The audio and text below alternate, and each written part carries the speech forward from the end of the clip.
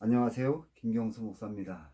오늘은 사탄을 심판하기 전 성취될 예언들에 대해서 함께 생각해 보겠습니다. 도표를 참조하면 바로 이 부분에 해당된다고 볼 수 있습니다. 예수님께서 만왕의 왕 만주의 주로 이제 사탄을 심판하기 위하여 대관식이 열리는 시점으로 본다면 대관식이 열리기 전까지 어떤 예언들이 성취되는지를 오늘 함께 생각해 보겠습니다.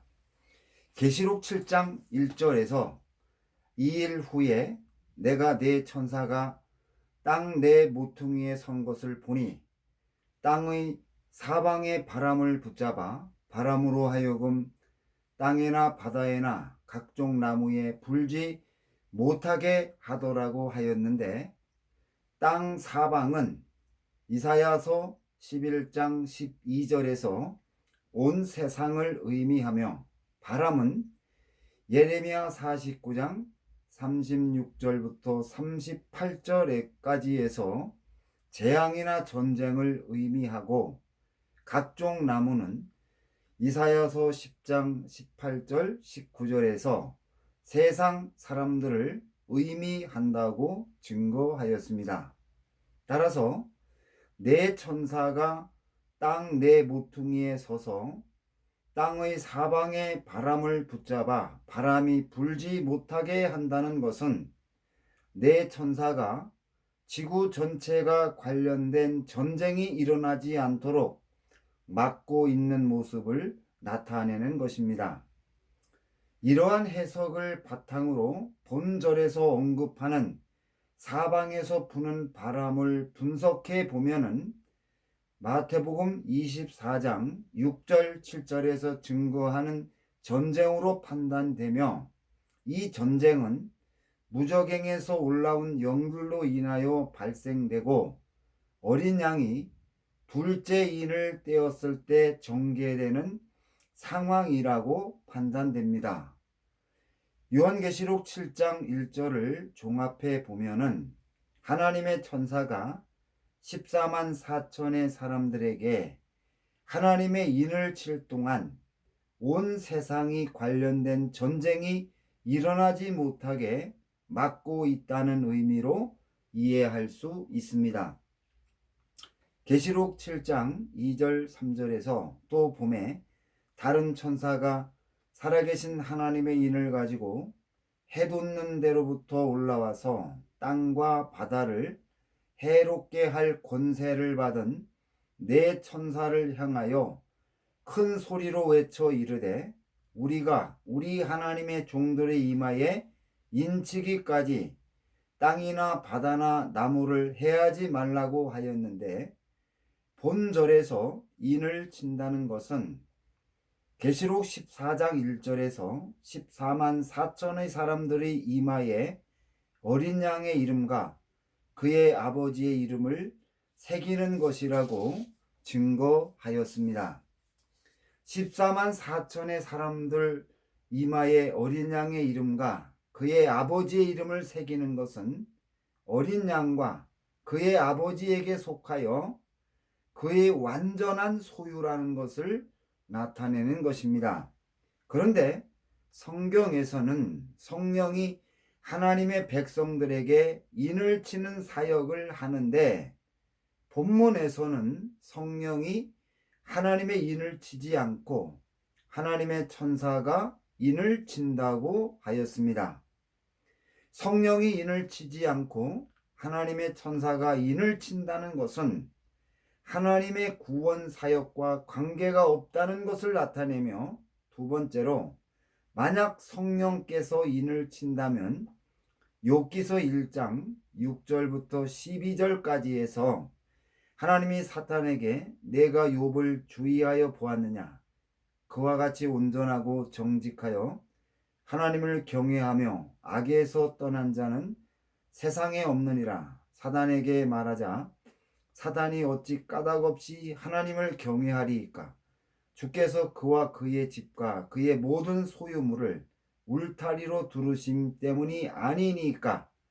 주께서 그의 손으로 하는 바를 복되게 하사 그의 소유물이 땅에 넘치게 하셨다고 말하여 하나님이 욥에 대하여 하시는 말씀에 공정성이 없다고 사탄이 이의를 제기하듯이 이는 인을 치는 일도 공정성이 없다고 사탄이 이의를 제기할 수 있기 때문에 객관적인 공정성을 확보하기 위하여 천사로 하여금 인을 치게 한다고 생각이 됩니다.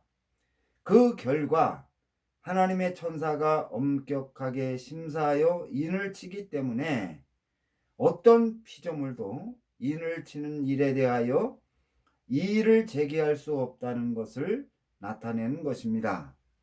이러한 성경의 증거는 14만 4천의 사람들이 하나님 앞에서 매우 중요한 역할을 감당한다고 가르쳐 주는 것입니다. 계시록 7장 4절부터 8절까지에서 하나님의 인을 맞은 사람들이 이스라엘 12지파에서 각각 12,000명씩 총 14만 4천이라는 것은 AD 70년 이스라엘이 로마에 의해서 멸망할 때 예루살렘은 철저히 파괴되었으며 대부분의 유대인들이 죽임을 당했고 포로된 유대인들은 노예로 팔려가 다시 유대 민족과 나라를 회복할 가능성이 전혀 없었는데 예수님이 재림하실 때가 되면 사탄을 심판하실 때가 되면 이스라엘이 멸망할 때 남아 있었던 소수의 유대인들을 통하여 사탄이 하나님에게 이의를 제기할 수 없을 정도로 완벽하게 혈통적으로 회복한다는 것을 증거하는 것입니다. 두 번째로 이 말씀은 사탄이 이스라엘이 멸망할 때 남아있는 소수의 유대인들을 깨끗이 모두 없애고 이들이 번성하여 12지파로 구성된 민족을 회복하지 못하게 만든다면 예수님의 구속 사역으로 머리가 상한 사탄이 심판을 피할 수 있다는 것을 나타내는 것입니다. 예수께서 성취한 구속 사역으로 머리가 상한 사탄이 남아있는 유대인들을 모두 죽이면 자신이 살 수 있다는 것을 알기 때문에 이스라엘이 멸망하고부터 지금까지 유대 민족을 완전히 전멸시키려고 집중 공격을 해왔다고 판단이 됩니다. 중세시대 유럽에서 유대인들을 박해하거나 히틀러가 모든 유대인들을 살해하려 했던 것도 심판을 피하려는 사탄의 최후의 몸부림이었다고 생각이 됩니다. 계시록 7장 13절 14절에서 하나님의 인을 맞은 14만 4천의 사람들이 흰 옷을 입고 어린 양의 피에 그 옷을 씻었다고 언급하는데도 소속된 교회를 밝히지 않았으며 성도라는 호칭을 사용하지 않고 지파별로 기록했다는 것입니다. 이러한 성경의 증거는 14만 4천의 사람들이 구약과 연관되어 있다는 것을 증거하는 것입니다. 하나님의 인을 맞은 사람들을 지파별로 기록한 것을 살펴보면 출애굽한 이스라엘 자손을 구성한 12지파에는 레위 지파가 포함되지 않았는데 계시록 7장 5절부터 8절까지에서는 단지파 사람들이 하나님의 인 맞은 사람들의 명단에서 빠지고 레위 지파가 대신 포함되었다고 하는 것을 증거하였습니다.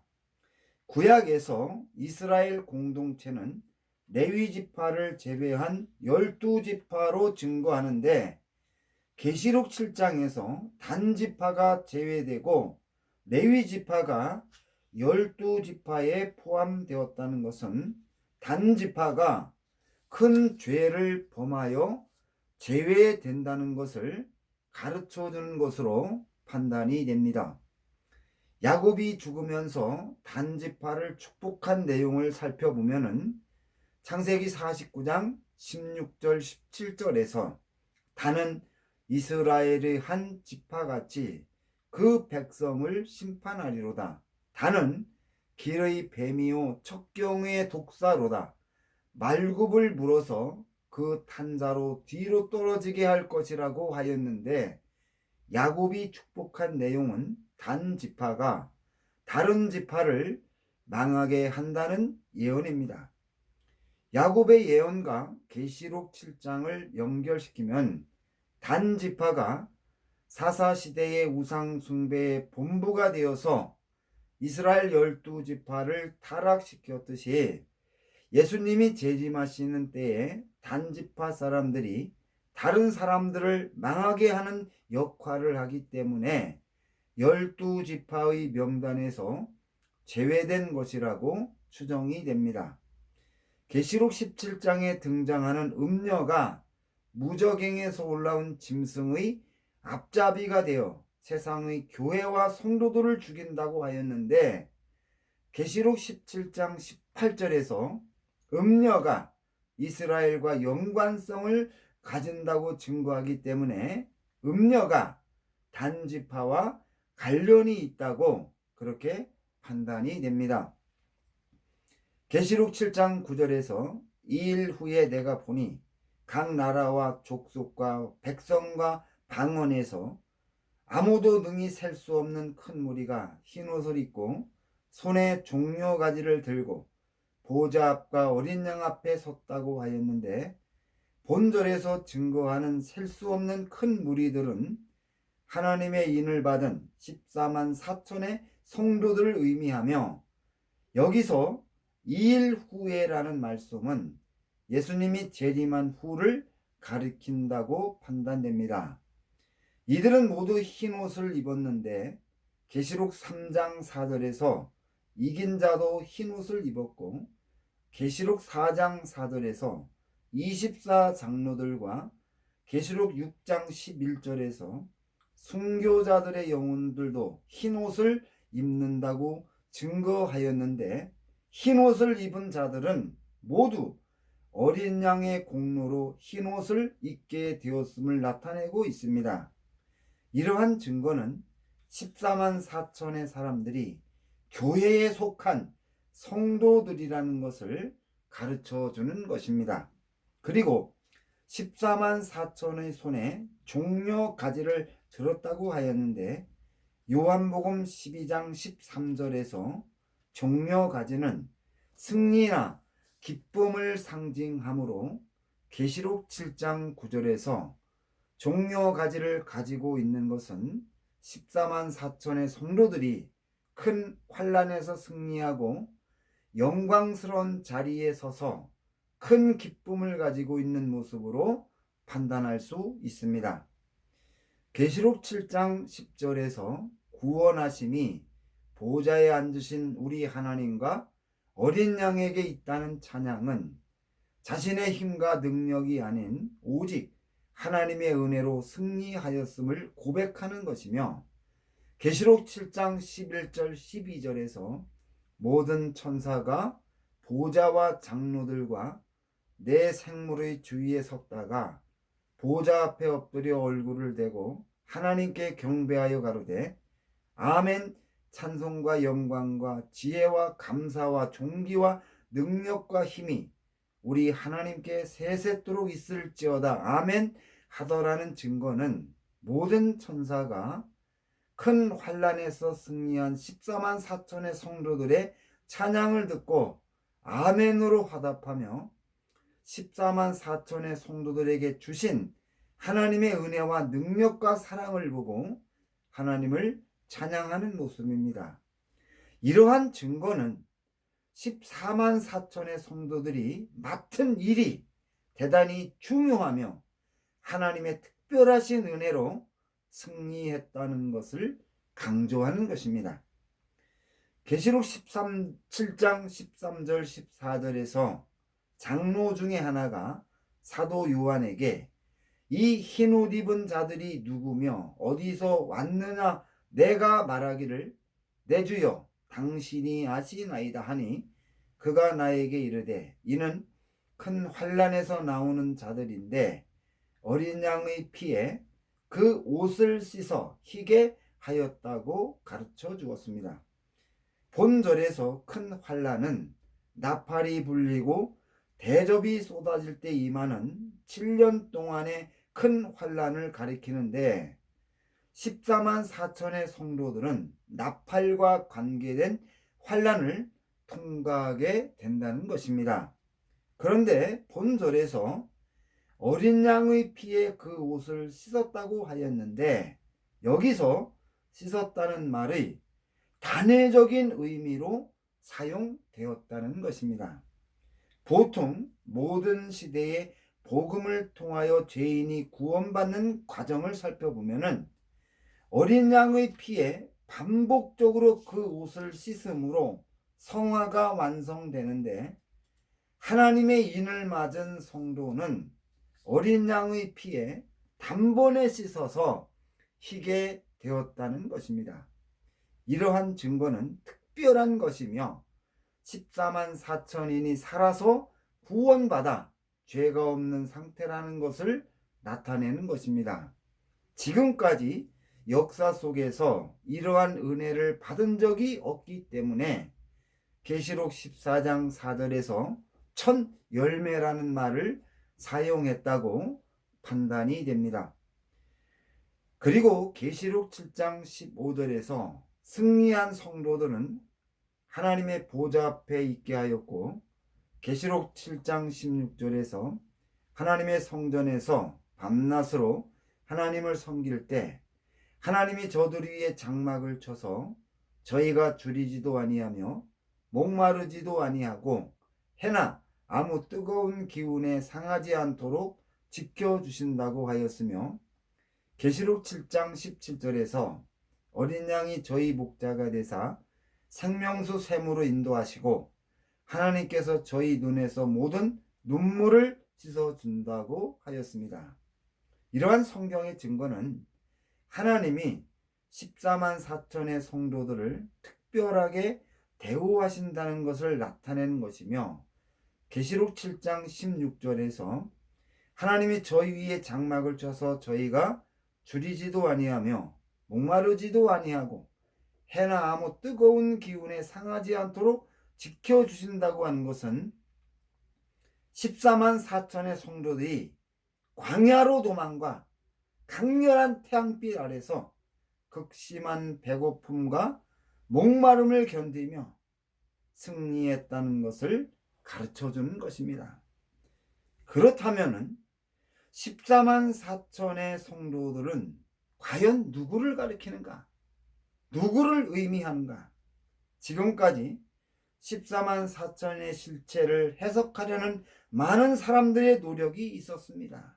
특히 과거와 현재에 존재하는 수많은 이단의 세력들이 자신들이 바로 하나님의 인을 맞은 14만 4천이라고 주장하고 있기 때문에 14만 4천인의 실체를 규명하는 일은 매우 중요합니다.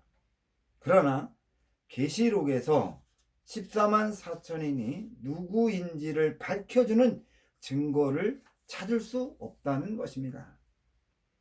이러한 모습은 14만 4천인이 누구인지 쉽게 찾을 수 있으며 그들이 누구인지 밝혀주는 단적인 증거가 계시록에 있다는 것을 암시하는 것입니다. 요한계시록 7장 15절부터 17절까지에서 그러므로 그들이 하나님의 보좌 앞에 있고 또 그의 성전에서 밤낮 하나님을 섬기매 보좌에 앉으신 이가 그들 위에 장막을 치시리니 그들이 다시는 줄이지도 아니하며 목마르지도 아니하고 해나 아무 뜨거운 기운에 상하지도 아니하리니 이는 보좌 가운데에 계신 어린 양이 그들의 목자가 되사 생명수 샘으로 인도하시고 하나님께서 그들의 눈에서 모든 눈물을 씻어주실 것임이라고 하였습니다. 본문에서 증거하는 내용은 예수님이 재림하시기 전에 14만 4천의 성도들이 대단히 힘들고 고통스러운 환경을 극복하고 당한 슬픔을 극복하고 승리하였기 때문에 하나님이 보상해 주신다는 내용입니다. 본문에서 특히 강조하는 것은 하나님이 그들 위에 장막을 쳐서 그들이 다시는 줄이지도 아니하며 목마르지도 아니하고 해나 못 뜨거운 기운에 상하지도 아니하리니 이는 보좌 가운데 계신 어린 양이 그들의 목자가 되사 생명수 샘으로 인도하시고 하나님께서 그들의 눈에서 모든 눈물을 씻어주신다고 하였는데 14만 4천인이 광야에서 뜨거운 태양빛 아래서 극심한 배고픔과 목마름과 슬픔을 견디며 승리함으로 하나님이 보상해 주신다는 것을 나타내는 것입니다. 그런데 요한계시록 12장 13절부터 17절까지에서 용이 자기가 땅으로 내어 쫓긴 것을 보고 남자를 낳은 여자를 박해하는지라 그 여자가 그 큰 독수리의 두 날개를 받아 광야 자기 곳으로 날아가 거기서 그 뱀의 낯을 피하여 한 떼와 두 떼와 반 떼를 양육받음에 여자의 뒤에서 뱀이 그 입으로 물을 강같이 토하여 여자를 물에 떠내려가게 하려 하되 땅이 그 여자를 도와 그 입을 벌려 용의 입에서 토한 강물을 삼킨다고 하였으며 계시록 12장 6절에서 그 여자가 광야로 도망하며 거기서 1260일 동안 그를 양육하기 위하여 하나님께서 예비하신 곳이 있더라고 하였습니다. 계시록의 이러한 증거는 해를 옷 입은 여자가 뱀의 박해를 피하여 하나님이 예비해 놓은 광야에서 1260일 동안 숨어 지내면서 고난을 당한다는 것을 가르쳐 주는 것입니다. 따라서 14만 4천의 성도들과 해를 옷 입은 여자가 모두 광야에서 고난을 당하는 공통점을 가지고 있다는 것을 알 수 있습니다. 그런데 계시록 14장 1절에서 또 내가 보니 보라 어린 양이 시온산에 섰고 그와 함께 14만 4천이 서 있는데 그들의 이마에는 어린 양의 이름과 그 아버지의 이름을 쓴 것이 있더라고 하였습니다.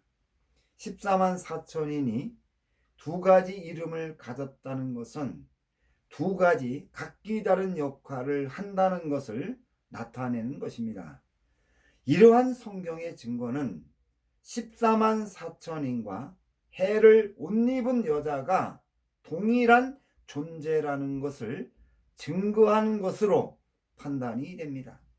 따라서 해를 옷 입은 여자가 누구인지를 밝히면 14만 4천의 성도들이 누구인지를 알 수 있을 것입니다.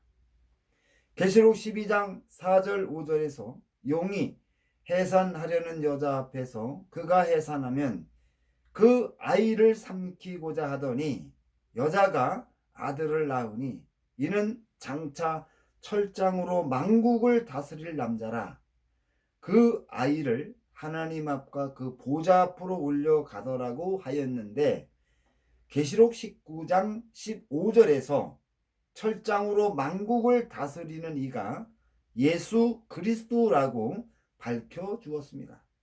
따라서 해를 옷 입은 여자가 예수님을 탄생시킨 유대 민족교회라는 것을 가르쳐 주고 있습니다. 예루살렘 교회도 유대 민족교회의 일부라고 그렇게 판단할 수 있습니다.